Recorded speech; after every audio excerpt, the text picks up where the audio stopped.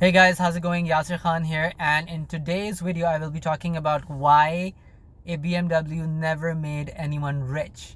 Now the reason for me making this video is because every other day, or at least once a week, people message me and they ask me, how is it possible that a certain someone is able to buy a BMW or a Mercedes or any of these fancy cars? Well, the answer is pretty simple. The vast majority of people, if they're in the US or in Canada or any of the Western countries or even in Europe, whenever they buy a car, you can almost be certain that they didn't really buy the car. By that I mean that they didn't put in the entire down payment towards the car. They didn't buy the car outright. What they normally do is they either finance the car or they lease it, right? So by finance, I mean that they pay a little bit, maybe 10 or 20%, and the rest they get a loan for, which means that they make monthly payments towards the purchase price of the car, which means that technically they will be paying off the car every single month for the next 5 to 10 years. The other way to do it is that they get a lease on the car. They lease out a car, which is another word for renting out a car, okay, with slight modifications. So it's pretty similar to buying the car outright. The only difference is officially when you lease out a car, you don't have the ownership of that particular car. You're renting that car out, and after 5 years when the lease is over, then they give you the option to buy the car. Okay, what I'm trying to say is that almost anyone can buy a fancy car if they have a decent income. In fact, in certain jurisdictions, you don't even need to have a decent income to buy a car, okay? Because the dealership doesn't really care if you have the financial capacity for buying the car, as long as you're able to make the monthly payments. Okay, so let me say it to you again.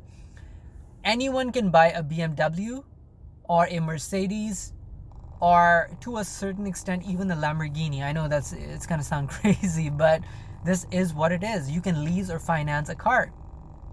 Okay, buying a car or financing a car or leasing out a car is not the problem.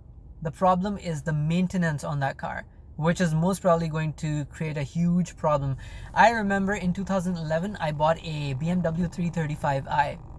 Okay, and that was an amazing car. I loved the drive. It was so fast. It used to go from 0 to 100 kilometers an hour in 4.8 seconds, if I'm not mistaken. Okay, I liked the look of it. I pretty much liked everything, but then I realized that it had a huge engine, and it was churning up, it was eating up gas, it was a gas guzzler. It was double the price in maintenance at the very least compared to a Honda Accord, and triple the price in maintenance compared to a Honda Civic. But then again, I wanted to have it, and so I kept it. In 2013, I traded that car in, that BMW in, for a 335i convertible, which is an entry-level sports car, right? Same thing. It had a huge engine. It was a twin turbo engine car, really, really, really fast. But the problem is that the maintenance on that car was crazy. I used to spend $600 to $800 to every month taking it to the dealership, filling it up with gas, oil change, tire change. Sometimes I had a bill of $3,000. Okay, it was pretty crazy, guys. So the reason why I'm telling you this story is because you need to understand that there's a difference between being able to buy a car. Almost anyone can buy a BMW or a Mercedes, but it's a pain in the ass to maintain it. Okay? If you're willing to pay anywhere between $500 to $1,000 every single month in maintenance, by all means, go ahead and buy a fancy car. Okay? I went through that phase in my life, and I've decided to stop doing that because it's a waste of money. I'm sure there was the thrill of it. I love driving it around, but it just doesn't make sense to keep doing it for the long term. Now I have a Honda Accord 2015. I love that car. I'm absolutely in love with that car because man, there's no maintenance on it. Okay, just a regular oil change, tire change, all that stuff. Never has that car broken down. I took it 2 months ago. I took it to a trip to Eastern Canada. We traveled 4 provinces in this car. Never a single hiccup.